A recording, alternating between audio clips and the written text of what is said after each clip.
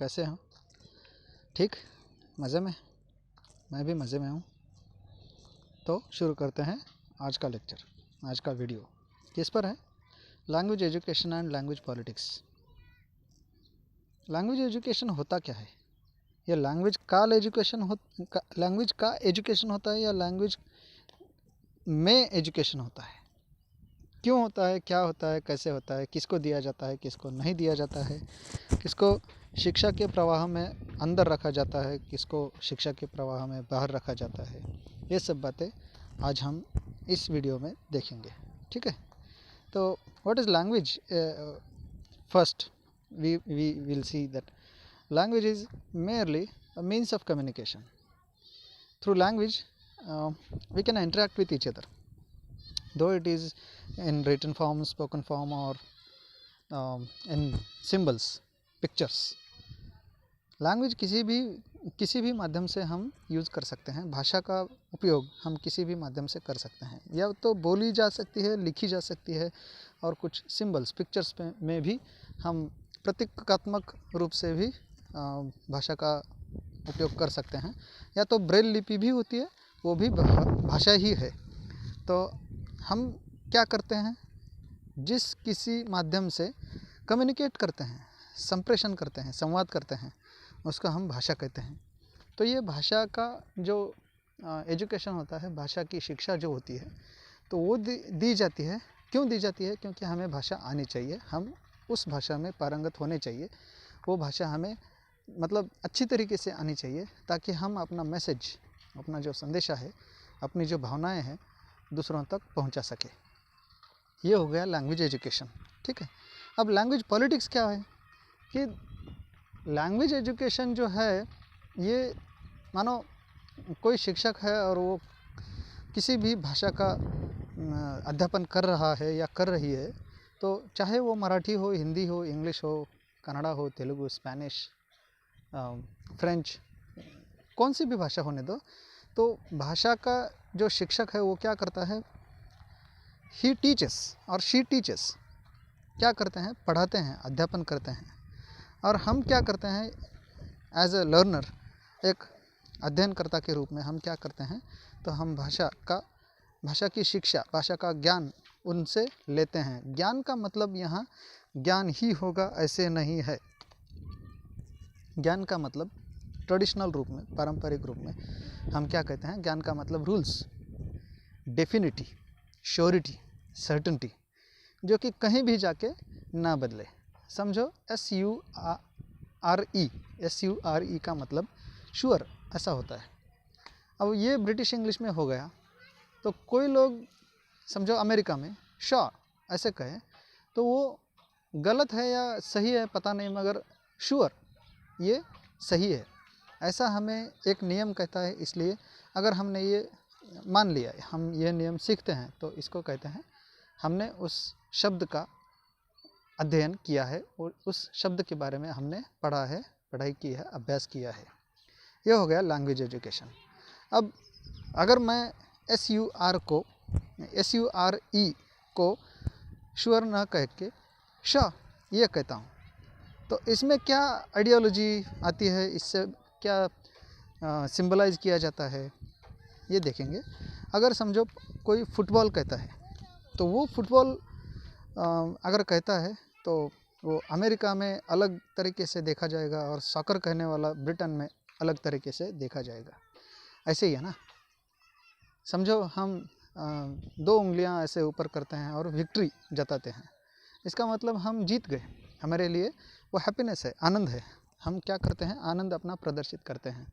मगर और अमेरिका में भी ऐसे ही आनंद अपना प्रदर्शित करते हैं, 2 उंगलियां उठाकर, विक्ट्री।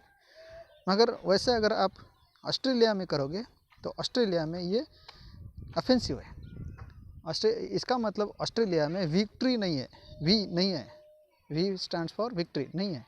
इसका मतलब आप ए को उल्टा कर रहे हो, ऑस्ट्रेलिया का अपमान कर रहे हो, तो आपको तभी अंदर कर दिया जाएगा। इसलिए एक जो शब्द है, एक जो प्रतीक है, एक जो सिंबल है, मानो वो अक्षर के रूप में हो, ध्वनि के रूप में हो, प्रतीक के रूप में हो, अगर कहीं एक तरीके से एक अर्थ में इस्तेमाल किया जाता है, तो दूसरी जगह अलग तरीके से, अलग माध्यम से, अलग अर्थ में उपयोग किया जा सकता है। ये सब बताने वाला जो एजुकेशन है, अगर हो तो वो होता है लैंग्वेज एजुकेशन। मगर बहुत बड़ी हद तक ऐसा नहीं होता है, इसलिए उसमें पॉलिटिक्स किया जाता है। समझो कोई भारतीय विद्यार्थी है जो भारतीय भाषाओं में पढ़ा है, भारतीय परंपराओं में पढ़ा है, बड़ा है, और भारतीय सिनेरियो में पला बड़ा होने की वजह से उसको ज़्यादा बाहर के देशों का ज़्यादा पता नहीं है, उनकी परंपराओं का ज़्यादा पता नहीं है, और पढ़ने के लिए ऑस्ट्रेलिया में गया, और उसको किसी स्टूडेंट ने जो ये जानता है कि 2 उंगलियां उठाकर ऊपर करना मतलब इंडिया में विक्ट्री है, तो यहाँ इंसल्ट है ऑस्ट्रेलिया में, ऐसा अगर कोई व्यक्ति जानता है और वो जानबूझकर, जो व्यक्ति जानता नहीं है उसको ऐसे कहता है कि विक्ट्री जताने के लिए 2 उंगलियां ऊपर कर, तो वो जो जानता नहीं है और अनजाने में ही सही, वो 2 उंगलियां ऊपर करता है और अपनी विक्ट्री, अपना आनंद प्रदर्शित करता है, और वो अंदर किया जाता है। इसको बोलते हैं लैंग्वेज पॉलिटिक्स। एक हो गया, एक उदाहरण के तौर पे मैंने दिया है, ऐसे कई उदाहरण हैं। ऐसे ही है ना कि जो बोली भाषा होती है, लैंग्वेज और डायलेक्ट में एक डिफ्रेंशिएशन होता है। लैंग्वेज का मतलब अलग है, लैंग्वेज को एक प्रेस्टीज है, एक इमेज है, स्टेटस है। डायलेक्ट्स अलग है। समझो हिंदी एक भाषा है, मगर हिंदी की डायलेक्ट्स बहुत हैं। खड़ी बोली है, भोजपुरी है, आदिवासी है, तो ऐसी जो भाषाएं हैं, ऐसी जो बोली है, वो बोलियों को उतना वज़न नहीं है, उतना प्रेस्टीज नहीं है भाषा की तुलना में। तो ऐसा होता है, ये लैंग्वेज और डायलेक्ट में डिफ्रेंशिएशन है। तो डायलेक्ट में आप अगर अपनी बात बात करोगे, लिखोगे, अपनी बात को सिद्ध करने की चेष्टा करोगे, तो होता क्या है कि लैंग्वेज यूज़र जो है ना, तो वो आपको कम दिखाएंगे। आपको बोलेंगे कि भाई तू तो डायलेक्ट में बोल रहा है, इसका मतलब तुझे भाषा नहीं आती है, और you don't have Prestige that I have. मेरे पास जो प्रेस्टीज है लैंग्वेज यूज़ करने की वजह से, जो मुझे मिलता है वो तुझे नहीं मिलता है, इसलिए तू चुप ही रहा कर। ये होता है लैंग्वेज पॉलिटिक्स। इसका मतलब हमारे समाज का एक एक विशिष्ट जो तबका होता है, वही लैंग्वेज, जो प्योर लैंग्वेज कहा जाता है, स्टैंडर्ड लैंग्वेज कहा जाता है, उसको अपनाता है, उसको एक्वायर करता है, इसलिए उसी वर्ग को एक प्रिविलेज मिलता है, और बाकी जो वर्ग है, बाकी जो मासेस है, उनको ये प्रिविलेज नहीं मिलता है। ये हो गया लैंग्वेज पॉलिटिक्स। अब ये कैसे होता है, क्यों होता है, हम इंग्लिश को एक उदाहरण के तौर पे लेके आज का वीडियो बनाएंगे और आगे जाएंगे। हम देखते हैं अक्सर कि वो लैंग्वेज को क्या कहते हैं, और लैंग्वेज की क्या परिभाषा होती है, और उसका एक परिमाण क्या होता है, और उसका एक उद्देश्य क्या होता है लैंग्वेज पढ़ने का, लैंग्वेज को अभ्यास करने का। क्या होता है कि लैंग्वेज कहा जाता है it is means of communication, but is it only means of communication?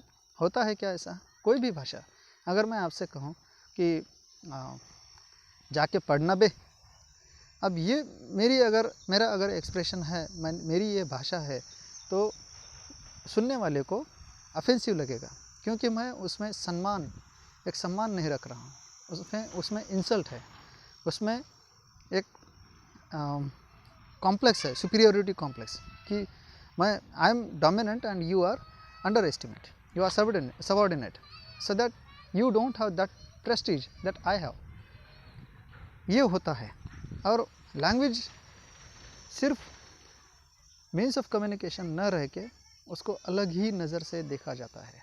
तो लैंग्वेज जो है, तो उसकी ज़रूरत क्या होती है, तो लैंग्वेज अपनाने की ज़रूरत, लैंग्वेज पढ़ने की ज़रूरत ये होती है कि हमें जो प्रिविलेज नहीं मिलता है, हमें जो स्टेटस नहीं मिलता है, हमें जो फ़ायदे नहीं मिलते हैं, तो वो हमें मिलने चाहिए। इसलिए हम प्रमाण भाषा पढ़ने की कोशिश करते हैं, इसलिए हम प्रमाण भाषा सीखने की कोशिश करते हैं। और प्रमाण भाषा ऐसे ही नहीं है कि हिंदी में अगर कोई प्रमाण भाषा है, साहित्यिक भाषा है, या स्टैंडर्ड लैंग्वेज है, मराठी में कोई स्टैंडर्ड लैंग्वेज है या प्रमाण भाषा है, तो और हमने वो प्रमाण भाषा अपनाई, ज़रूरी नहीं है कि आपको वो प्रिविलेज मिलेगा जो बाकी सब लोग लेते हैं। तो हमें क्या करना चाहिए, पहले जो लैंग्वेज डोमिनेंट है, जो भाषा प्रभावशाली है पूरी दुनिया में, वो भाषा पहले देखनी चाहिए। अभी कौन सी भाषा है डोमिनेंट लैंग्वेज का जो स्टेटस है, किस भाषा को मिला है, तो इंग्लिश को मिला है। उसमें भी हम क्या करते हैं, डायलेक्ट, कॉकनी लैंग्वेज नहीं बोलते हैं। Cockney language is a dialect used in certain part of Britain. तो वो डायलेक्ट हम यूज़ नहीं करते हैं। हम क्या करते हैं, तो स्टैंडर्ड भाषा इस्तेमाल करने की कोशिश करते हैं, ताकि हमें भी वो प्रिविलेज मिले जो प्रिविलेज ब्रिटेन में भी सिर्फ छोटे तबके के लोगों को मिलता है। ऐसे कहा जाता है कि रिसीव्ड प्रोनाउंसिएशन जो स्टैंडर्ड है भाषा इंग्लिश भाषा में समझा जाता है, तो received pronunciation is used only 5% of the people of Britain. बहुत छोटी मात्रा में ब्रिटेन के लोग आरपी यूज़ करते हैं। वो कौन है, ऑक्सफोर्ड कैम्ब्रिज के आसपास रहने वाले या ऑक्सफोर्ड कैम्ब्रिज में रहने वाले एकेडमिशियन, बीबीसी, टेलीविज़न, रेडियो वगैरह वगैरह के लोग स्टैंडर्ड इंग्लिश यूज़ करते हैं और बाकी सब डायलेक्ट्स यूज़ करते हैं। तो उनको उतना प्रिविलेज नहीं है जितना प्रिविलेज इन लोगों को है, इन 5% लोगों को है। तो ये कहा जाता है। तो हमने कौन सी वैरायटी अपनानी चाहिए, तो हमने क्या चाहिए, हम चेष्टा करते हैं कि स्टैंडर्ड लैंग्वेज को ही अपनाएं, स्टैंडर्ड लैंग्वेज को ही एक्वायर करें। तो ज़रूरत क्या है लैंग्वेज पढ़ने की, तो ज़रूरत ये है कि हम वो प्रिविलेज पाना चाहते हैं, इसलिए हम लैंग्वेज लर्न करना चाहते हैं, लैंग्वेज पढ़ना चाहते हैं, लैंग्वेज एक्वायर करना चाहते हैं। तो कैसे करते हैं, लैंग्वेज एजुकेशन से। लैंग्वेज एजुकेशन का मतलब क्या है, जो मैंने अभी कहा, जो पुस्तकी भाषा में मैंने आपको बताया कि लैंग्वेज लर्निंग का मतलब ये होता है, लैंग्वेज एजुकेशन का मतलब ये होता है, वो होता नहीं है। अक्सर ऐसा ही कहा जाता है कि लैंग्वेज के बारे में जो डेफिनिटी है, सर्टेनिटी है, जो कुछ तथ्य है, वो तथ्य आपको अगर पता चलते हैं तो आप बहुत माहिर हो गए उस लैंग्वेज में, उस भाषा में, और आपको वो भाषा आने लगेगी, आपको वो भाषा का मास्टर कहा जाएगा, ऐसे मान लिया जाता है। और वो भाषा का एजुकेशन, नॉलेज है, आपको एजुकेशन दिया है और आपने उस भाषा में उस भाषा का एजुकेशन लिया है, ऐसा माना जाता है, मगर वैसा होता नहीं है।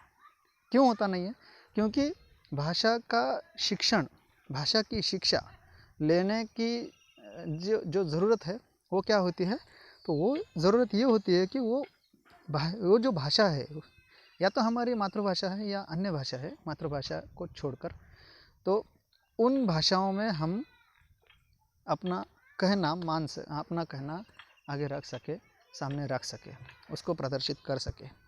तो यही तो होता है।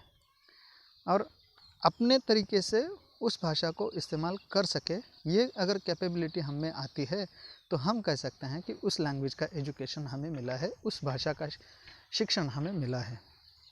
इसी के साथ ऐसे भी कहा जाता है कि उस भाषा को पढ़ाने वाले शिक्षक की ये जिम्मेदारी होती है कि हम उस भाषा में अपने फीलिंग्स, थॉट्स, अपने विचार, अपने मत, अपनी जो संकल्पनाएं हैं उस भाषा में प्रदर्शित कर सकें, तो ही उस शिक्षक का उद्देश्य जो है हमें भाषा पढ़ाने का, वो सफल होता है।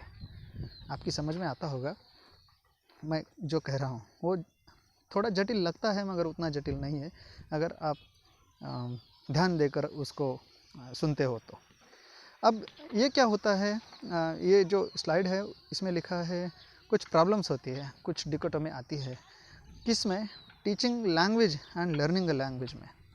तो लर्निंग लैंग्वेज जो होता है, जो मैंने किसी वीडियो में, अन्य वीडियो में बताया था कि लैंग्वेज एजुकेशन और लैंग्वेज लर्निंग में क्या डिफरेंस होता है, क्या फ़र्क होता है, तो वो फ़र्क हमें आज दूर करते हुए लैंग्वेज लर्निंग को लैंग्वेज एक्विजिशन के समान मानकर आगे चलना चाहिए। इसका मतलब मैं जब लैंग्वेज लर्निंग कहता हूँ, तो लैंग्वेज एक्विजिशन को ध्यान में रखते हुए अभी कह रहा हूँ, क्योंकि ऐसे ही माना जाता है एकेडमिया में। तो क्या होता है कि लैंग्वेज जो पढ़ाने वाले हैं, तो पढ़ाने वालों का जो उद्देश्य होता है और पढ़ने वालों का जो उद्देश्य होता है, अक्सर होता ऐसे है कि उनके उद्देश्य अलग अलग होते हैं। क्यों? क्योंकि देखिए, 2 फरवरी 1835 में जो मिनट लिखा गया था, मिनट सबमिट किया गया था थॉमस बैबिंगटन मैकॉले की तरफ से, किसको? Board of education ministry of the then British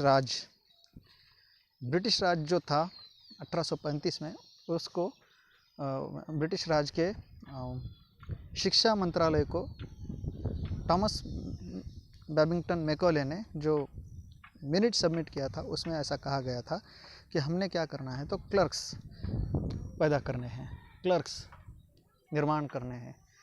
तो क्लर्क्स को ऐसे बनाने के लिए, क्लर्क्स को निर्माण करने के लिए हम इंग्लिश पढ़ाएंगे और उनका इस्तेमाल, उनका समावेश अपने ब्रिटिश एडमिनिस्ट्रेशन में करेंगे और उन लोगों को ही ब्रिटिश एडमिनिस्ट्रेशन में रिक्रूटमेंट दी जाएगी जिनको इंग्लिश आती है। और इसलिए इंग्लिश को प्रिविलेज ज़्यादा दिया गया। और जो अन्य लैंग्वेजेस हैं, अन्य भाषाएं हैं, तो अन्य भाषाएं उसमें संस्कृत और पर्शियन भी है, अरेबिक भी है, तो उन भाषाओं को अलग कर दिया। उन भाषाओं में शिक्षा मिलेगी मगर उसको स्टाइपेंड नहीं मिलेगा और रिक्रूटमेंट नहीं मिलेगी, या चांसेस बहुत कम है, या तो ब्रिटिश एडमिनिस्ट्रेशन में नहीं मिलेगा। ऐसा एक प्रिविलेज दिया गया था। तो इसके साथ ही ऐसा भी, ये जो ब्रिटिश ऑफिशियल्स थे उनको ये पता था कि अगर हम अच्छे तरीके से, एक साफ दिल से किसी को शिक्षा देते हैं तो शिक्षा पाने वाला हमसे ही बगावत कर बैठेगा, क्योंकि उनको अमेरिका का एक दुखद अनुभव आया था। क्योंकि अमेरिका ने शिक्षित होने के तुरंत बाद क्रांति कर ली थी, तुरंत बाद बगावत कर ली थी। तो ब्रिटिश लोगों को, ब्रिटिश ऑफिशियल्स को ऐसा डर था कि इंडिया के लोग भी कहीं बगावत न कर बैठे, इसलिए उन्होंने क्या किया, सिलेबस जो था वो सिलेबस ऐसे कंपोज किया, ऐसे बनाया कि इससे शिक्षा ना मिले, इससे सिर्फ ट्रेनिंग मिले। शिक्षा मतलब एजुकेशन ना मिल के ट्रेनिंग मिले, इंस्ट्रक्शंस मिले। क्या मिले? मैनुअल कैसे भरना है, रिपोर्ट कैसे बनानी है, मेमोरेंडम कैसे बनाना है, मेमोरेंडम समझना कैसे है, सर्कुलर समझना कैसे है, सर्कुलर तैयार कैसे करना है। और कंपनियों में, अगर कंपनियां होती भी है तो कंपनियों में काम करते वक्त मैनुअल कैसे पढ़ें, मैनुअल को फॉलो कैसे करें, और रिपोर्ट कैसे बनाएं प्रोडक्शन का। ये कुछ उद्देश्य थे यहाँ के लोगों को शिक्षा देने के। तो इस उद्देश्य को ध्यान में रखते हुए सिलेबस को कंपोज किया गया। और अपना बैड लक मानिए या अनफॉर्चून मानिए, और ये कुछ भी मानिए, हमारा दुर्दैव मानिए या और कुछ मानिए, लगभग वैसा ही सिलेबस अभी भी मेंटेन है। उस वक्त जो कुछ पढ़ाया जाता था लगभग वही आज थोड़ा बहुत चेंज करके पढ़ाया जाता है। या तो कंटेंट में जो है शेक्सपियर, मिल्टन, वर्ड्सवर्थ, शेली जो थे उनको न पढ़ाते हुए किसी किसी पेपर में या तो उनको ऑप्शनल रखा जाता है या तो इलेक्टिव रखा जाता है। तो ये इलेक्टिव पेपर जो है या तो अमेरिकन होते हैं या इंडियन इंग्लिश लिटरेचर होते हैं, या तो ट्रांसलेटेड लिटरेचर होता है, कॉमनवेल्थ लिटरेचर होता है। एक ही पेपर होता है, एक यहाँ का एक वहाँ का, मगर जो कोर है वो ब्रिटिश लिटरेचर है। और उनमें भी वो ब्रिटिश लिटरेचर नहीं है जो रिवोल्यूशनरी है, जो थिंकेटिव राइटिंग होती है वो नहीं है।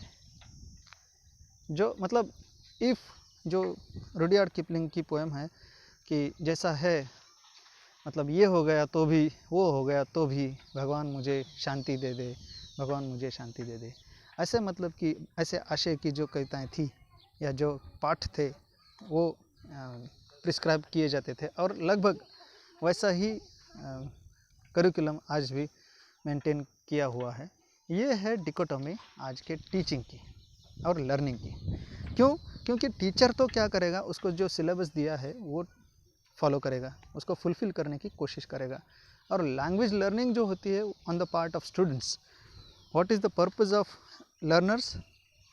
तो लर्नर का जो उद्देश्य है वो क्या है कि we have to acquire the language, we have to acquire English language, we have to be proficient at the language, and it is very much impossible to be fluent at the language to study while studying literature in that language. It is very much impossible to have fluency in the language. तो अगर किसी भाषा का साहित्य पढ़कर हम भाषा सीखना चाहते हैं तो बहुत मुश्किल जाता है, लगभग नामुमकिन भी होता है किसी किसी स्टूडेंट को जो एवरेज माइंड के हैं, और ज़्यादातर स्टूडेंट्स एवरेज के होते हैं, एवरेज माइंडसेट के होते हैं। तो लैंग्वेज लर्निंग का जो उद्देश्य है वो तो फुलफिल नहीं किया जाता, और टीचिंग का जो है तो टीचर भी ऐसा कहते हैं कि ये प्रिस्क्राइब किया है तो इसको कंप्लीट करते हैं और अब हम छोड़ते हैं, क्योंकि इसका कुछ फ़ायदा तो नहीं है। फिर भी हम सैलरी लेते हैं, प्रिस्क्राइब किया है तो कवर करना पड़ेगा, सिलेबस कवर करते हैं और छोड़ देते हैं। स्टूडेंट्स भी क्या करते हैं तो एग्ज़ाम देते हैं, मार्क्स लेते हैं, आंसर लिखते हैं, मार्क्स लेते हैं और पास हो जाते हैं, डिग्री लेते हैं। फिर उनको लैंग्वेज लर्न करने के लिए, लैंग्वेज एक्वायर करने के लिए दूसरी कोशिश करनी पड़ती है, और वो दूसरे तरीके से लैंग्वेज एक्वायर करते भी है, मगर ऐसे तरीके से लैंग्वेज एक्वायर करने वाले जो स्टूडेंट्स हैं उनकी संख्या बहुत कम होती है। क्यों? क्योंकि उनको एक्सेस होता है ऐसे माध्यमों को, ऐसे माध्यमों में एक्सेस होता है, और जो मासेस है उनको ऐसे माध्यमों में जो एक्वायर करने के साधन हैं उनके लिए असंभव होते हैं। ऐसे माध्यमों में एक्सेस जो होता है, ये जो मासेस है उनको असंभव होता है। इसलिए most of the students are deprived of acquisition of language, they learn the language only, और in other words they learn about the language but not the language itself. ऐसा होता है। ये डिकोटोमी है लैंग्वेज टीचिंग की और language learning की। अब ये जो पढ़ाते हैं, पढ़ाने वाले जो हैं वो कौन होते हैं? हम इंग्लिश भाषा के संदर्भ में अगर बात करें तो ज़्यादातर लोग कौन से होते हैं तो master of arts in English. तो वो जो लोग होते हैं वो मास्टर्स होते हैं आर्ट्स फैकल्टी के, और उनका सब्जेक्ट होता है इंग्लिश। इसका मतलब एमए इन इंग्लिश जो है लोग होते हैं, फर्स्ट क्लास में पास हुए होते हैं या तो हायर सेकंड क्लास में पास हुए होते हैं, उनको एलिजिबल माना जाता है इंग्लिश का टीचर बनने के लिए, और वो बनते भी है। फिर सरकार ने नेट या सेट ऐसे भी कुछ परिमाण लगाए, या और डॉक्टरेट भी लगाया है। बीच में एक परिपत्रक आया था सरकार का कि एमफिल अगर किसी का हुआ है तो वो भी एलिजिबल है असिस्टेंट प्रोफेसर बोल के, असिस्टेंट प्रोफेसर के पद पर नियुक्त करने के लिए। अब वो नियुक्ति का जो परिमाण है वो हटा दिया गया है। अब नेट या सेट या पीएचडी ऐसा परिमाण है। तो इसके लिए क्या होता है कि post graduation in that subject is essential.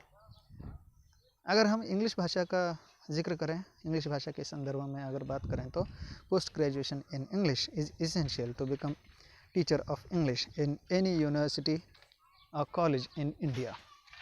तो ऐसे होता है। अक्सर देखा जाता है कि पोस्ट ग्रेजुएशन में जिनका इंग्लिश में पोस्ट ग्रेजुएशन हुआ है वो लोगों ने पोस्ट ग्रेजुएशन में लिटरेचर ज़्यादा पढ़ा होता है, लिटरेचर क्रिटिसिज्म थियोरी ऐसा पढ़ा होता है। उसमें प्रैक्टिकलिटी बहुत कम होती है, रिसर्च अप्रोच बहुत कम होती है, ट्रांसलेशन की जो एबिलिटी है वो डेवलप नहीं की जाती है, और लैंग्वेज एक्विजिशन पे ज़्यादा जोर नहीं दिया जाता है। तो लैंग्वेज इन्फॉर्मेशन और लैंग्वेज का जो स्टोरेज है, जो भंडार है, वो भंडार से कुछ स्टोरेज इन स्टूडेंट्स के माइंड में भरा जाता है, और उनको उस तरीके से क्वेश्चंस पूछते हैं जैसे कि वो खुद ऑथर्स हैं, खुद थ्योरिस्ट हैं, खुद क्रिटिक्स हैं। और मान के चला जाता है, ऐसे मान लिया जाता है कि वो पहले से इंग्लिश भाषा को जानते हैं। English is their second language और other language but not foreign language. तो ऐसे मान लिया जाता है और उनको पढ़ाया जाता है, ताकि सरकार भी ये जानती है, यूजीसी में जो लोग बैठे होते हैं वो भी ये जानते हैं, और यूनिवर्सिटी में जो लोग बैठे होते हैं वो भी ये जानते हैं कि the students whom we are going to teach are not fluent, that much fluent in the language. ऐसे भी होता है, उनको जानकारी होते हुए भी वो क्या करते हैं तो ऐसा सिलेबस बनाते हैं जो पोस्ट ग्रेजुएशन इन इंग्लिश के लोगों के हित में नहीं होता है। क्यों? क्योंकि उनसे ये अपेक्षा होती है कि they can speak fluent English but they can't. ये एक्सपेक्टेशन होती है। अब मेरा कहना ये नहीं है, बिल्कुल कहना नहीं है कि जो मास्टर ऑफ इंग्लिश है तो उनको फ्लुएंट इंग्लिश आनी ही चाहिए और अगर नहीं आती है तो उनको नॉलेज नहीं है। नहीं, मैं नहीं कहता हूँ। अगर मेरे कुछ शब्दों का मतलब ये निकलता है तो मैं माफ़ी मांगता हूँ, दिलगिरी व्यक्त करता हूँ। वैसा मेरा कहना नहीं है। मेरा यह कहना है कि जो सिलेबस होता है, जो करिकुलम होता है, वो करिकुलम ऐसे मान के बनाया जाता है कि इन लोगों को, ये जो अभ्यर्थी हैं, इन लोगों को इंग्लिश भाषा पहले से आती है, जो इंग्लिश में कम्युनिकेट करने के एलिजिबल है, करने के लिए कैपेबल है, ऐसे माना जाता है। और वो पढ़ा सकते हैं, दूसरे अभ्यर्थियों को पढ़ा सकते हैं। They are eligible to become teacher, ऐसे माना जाता है, जबकि बहुत हद तक नहीं होता है। और होता भी ऐसे है कि बहुत हद तक वो एफिशिएंट नहीं होते और वो फेल होते हैं। So that it is said that means derogatorily some of the scholars say about Indian teachers of English that they are equal to preparatory students of Britain or any other English speaking country. तो ऐसे होता है, कहा जाता है कि preparatory के students जो हैं ब्रिटेन में या अन्य किसी अंग्रेज़ी भाषा वाले देश के लोग जो होते हैं, उनकी प्रिपरेटरी स्कूल के जो स्टूडेंट्स होते हैं वो भी हमसे बेहतर भाषा जानते हैं, इंग्लिश। होता है ऐसे। तो ये हमारी गलती है, बिल्कुल है। क्यों? क्योंकि हम उसके खिलाफ नहीं जाते हैं। जो हमें दिया जाता है, थोपा जाता है, इम्पोज किया जाता है। तो ये पोस्ट ग्रेजुएशन इन इंग्लिश जो है उसमें भी कुछ डिकोटमी है। जो दिया जाता है वो हमसे एक्सपेक्ट किया जाता नहीं है, और ये जो हमें आता नहीं है उस पर हमारी एग्ज़ामिनेशन होती है, हमारा इवैल्यूएशन होता है, एग्ज़ामिनेशन नहीं। तो होता क्या है कि ये जो मास्टर्स है, ये जो टीचर्स है, teachers of English, so they are analysed, they are evaluated on their fluency, efficiency to express themselves critically in English language. Most of the times they fail. If they means it is the case with most of the students that they can express themselves fluently in English but not critically. इसका मतलब ये भी हो सकता है कि उन्होंने कहीं पढ़ा है और वो जो किसी अन्य लोगों का कहना है वो उद्धृत करते हैं और अच्छी तरीके से इंग्लिश प्रैक्टिस की वजह से बोल सकते हैं, मगर वो क्रिटिकल जो अप्रोच है, क्रिटिकलिटी है, वो उनमें डेवलप हुई होती है, ऐसे ही नहीं है। मतलब ज़रूरी नहीं है कि क्रिटिकलिटी उनमें डेवलप हुई है। तो ये इनका फेलियर होता है, ये ऐसे टीचर्स का। तो ये टीचर्स फेल क्यों होते हैं? क्योंकि उनमें उस भाषा में क्रिटिकल अप्रोच डेवलप नहीं हुई होती है, इसलिए वो फेल होते हैं। और जो स्टूडेंट्स हैं वो भी ये जो स्टूडेंट्स हैं उनमें भी मतलब जो अप्रोच है, क्रिटिकल अप्रोच, वो डेवलप कर लेने की जो आशा पहले थी, और बाद में पढ़ने को वो जब शुरुआत करते हैं तो वो पाते हैं कि अरे भाई, अपनी जो आशा है, अपनी जो एक्सपेक्टेशन है वो यहाँ फुलफिल नहीं होगी, और they also find themselves failed in that expectation. तो वो भी क्या करते हैं, तो एक्सपेक्टेशन जो उनकी होती है वो बाजू में रख के एग्ज़ामिनेशन को सामने रखते हुए पढ़ाई करते हैं, अभ्यास करते हैं और फुलफ़िल करते हैं, पास होते हैं, अच्छे तरीके से अच्छे मार्क्स लेके पास होते हैं। क्या ये सफिशिएंट है? क्या ये ठीक ठाक है? नहीं है। क्यों? क्योंकि ये होता है कि उनको फॉर्म पता चलता है। अब ज़रूरी जो है वो कंटेंट है, मतलब जो आगे लिया जाता है, आगे भेजा जाता है, वो कंटेंट है, संदेश है, मैसेज है। और किस में संदेशा भेजा जाता है, तो वो फॉर्म होता है, कोई व्हीकल होती है, कोई मीडियम होता है। तो वो मीडियम क्या है? तो वो भाषा है। और अगर भाषा हमें अच्छी तरीके से आती है तो हमारा कंटेंट उतना अच्छा हो, ऐसा ज़रूरी नहीं है। ऐसे भी बहुत बार होता है। तो हम क्या करते हैं, हम चूज़ करते हैं फॉर्म वर्सेस कंटेंट। अगर हमें फॉर्म आता है, if suppose there is a student in my class who speaks fluent English, it is not necessary that he or she speaks critically. तो ऐसा होता है। और जो क्रिटिकली सोच विचार करते हैं, समीक्षात्मक सोच विचार करते हैं, तो उनका जो फॉर्म होता है वो फ्लुएंट होगा ही ऐसा भी ज़रूरी नहीं है। इसका मतलब इनके पास कंटेंट है, उनके पास फॉर्म नहीं है, ऐसा भी होता है, बहुत बार होता है। तो वो भी क्या करते हैं, जो कंटेंट खुद में डेवलप करते हैं, कर पाते हैं, वो एक कॉस्ट पर, एक कीमत पर कर पाते हैं कि वो कहते हैं कि हमें फॉर्म या कंटेंट चूज़ करना है, और वो कंटेंट चूज़ करते हैं और कोई फॉर्म चूज़ करता है। फिर वो लोग क्या करते हैं, कंटेंट पाने के बाद वो फॉर्म पाने की कोशिश करते हैं, और बहुत बड़ी हद तक वो उस कोशिशों की मदद से उसमें बड़ी हद तक सक्सेस पाते हैं। और एक क्वेश्चन आता है कि फॉर्म या कंटेंट, मतलब जो फॉर्म है वो पहले था दुश्मन कंटेंट का, और ऐसे ऐसे कहा जाता था कि अगर आपको नॉलेज है किसी भी सब्जेक्ट में, किसी भी भाषा में, तो आपको फॉर्म पता नहीं होगा, और फॉर्म अगर पता है तो कंटेंट पता नहीं चलेगा।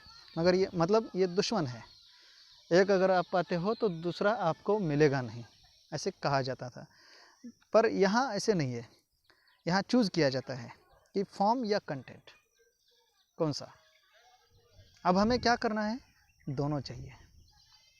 क्यों फॉर्म एंड कंटेंट, क्योंकि देखिए, अब सब लोगों को पता है, सब लोगों ने क्लासेस अटेंड किया है, सब लोगों ने नए टीचर्स को फेस किया है। जब कोई नया टीचर हमारे क्लास में पहली बार आता है या आती है, तो हम क्या करते हैं, उनको देखते हैं, उनका अपीयरेंस जो है वो पहले हमसे मिलता है, वो उससे पहले हमारी मुलाकात होती है, और हम क्या करते हैं, उनसे उस अपीयरेंस से बातचीत करते हैं। तो जो अपीयरेंस है वो कितने टाइम तक रुकता है, जो अपीयरेंस है उसका प्रभाव, उसका इन्फ्लुएंस हम पर कितने टाइम के लिए रहता है, तो वो सिर्फ 2 मिनट, 3 मिनट या 10 मिनट तक, पहले 10 मिनट तक हम पे रहता है। फिर हम क्या करते हैं, जो हम अपीयरेंस को देख रहे थे, इनका लुक कैसा है, चेहरा कैसा है, इनका हेयर स्टाइल कैसा है, इनका कलर कैसा है, कपड़े पहनने की स्टाइल कैसी है, चाल कैसी है, खड़े रहने की स्टाइल कैसी है, ये देखते हैं पहले 10 मिनट तक। फिर हम कंटेंट देखते हैं कि what is going to be delivered, ये शिक्षक जो हैं तो ये क्या पढ़ा रहे हैं, हमें कैसे पढ़ा रहे हैं, इज़ इट नोट वर्दी, तो ये हमने मानने के लायक है या नहीं। हम इसको इस परिमाण में उसको इवेल्युएट करते हैं, उसका परीक्षण करते हैं, और हम कॉम्प्रिहेंड करते हैं। इसका मतलब पहले फॉर्म था कुछ समय तक, फिर हमारा जो ध्यान है फॉर्म से शिफ्ट होकर कंटेंट पे गया, और बड़ी तादाद में हम कंटेंट पे ही फोकस्ड रहते हैं। और अगर कोई पर्सन फॉर्म में फेल हो गया, तो कंटेंट का पलड़ा जो है, अगर शिक्षक है तो कंटेंट का पलड़ा है वो अच्छा करके वो जो फॉर्म का नेगेटिव इम्पैक्ट था उसको फुलफिल कर सकता है, अगर शिक्षक है तो। मगर किसी के साथ अगर इंटरेक्ट करना है, किसी को इंटरव्यू लेना है, किसी को इंटरव्यू देना है, उस वक्त हमें फॉर्म और कंटेंट ये भी देखना है। और आज का ज़माना तो इतना फास्ट है, इसलिए हमें क्या करना चाहिए, हमने मतलब ऐसा ज़रूरी नहीं है कि हम जिनसे मिलते हैं, जिनसे बात करते हैं, मुलाकात होती है, बातचीत होती है, और कुछ आगे बढ़ जाता है, आप तो समझ ही जाते हैं कि उनसे बार बार मुलाकात हो, ऐसे संभव हो, ऐसे नहीं है, ज़रूरी नहीं है, पता है, तो होता है ऐसे। इसलिए हमने क्या करना है, जब इसका मतलब जो पहले कहा जाता था ना कि first impression is last impression, तो अब वो सच होने जा रहा है कि नहीं। हाँ बिल्कुल है, ऐसे ज़रूरी नहीं कि हमारी बार बार मुलाकात हो। इसलिए हमने जब मौका मिले तब हमारा फॉर्म और कंटेंट दोनों अच्छा करने की कोशिश करनी है, और यही इंग्लिश लैंग्वेज एजुकेशन में होना चाहिए। होता नहीं है, क्यों नहीं होता है, क्या लैंग्वेज पॉलिटिक्स है, इसके बारे में हम इस वीडियो के पार्ट 2 में डिस्कशन करेंगे। अभी के लिए थैंक यू। रुकते हैं। और हाँ, न भूलते हुए आप मतलब आपको अगर पसंद आता है तो लाइक करें। आपको अगर कुछ लगता है, कुछ पूछना चाहते हैं, कुछ बताना चाहते हैं तो कमेंट कर सकते हैं। चैनल को अगर सब्सक्राइब नहीं किया है तो सब्सक्राइब कर सकते हैं। अगर आपको लगता है ऐसे कि ऐसे वीडियोस आपके किसी रिश्तेदार, आपके दोस्त, आपके स्टूडेंट्स, आपके नज़दीकी लोग जो हैं उनको शेयर कर सकते हैं तो शेयर भी कीजिएगा। तब तक के लिए हम आपसे विदाई चाहते हैं। रुकते हैं, ठीक है। अगले वीडियो में मिलते हैं, पार्ट 2 में, जिसमें हम लैंग्वेज पॉलिटिक्स जो है वो देखेंगे। Thank you.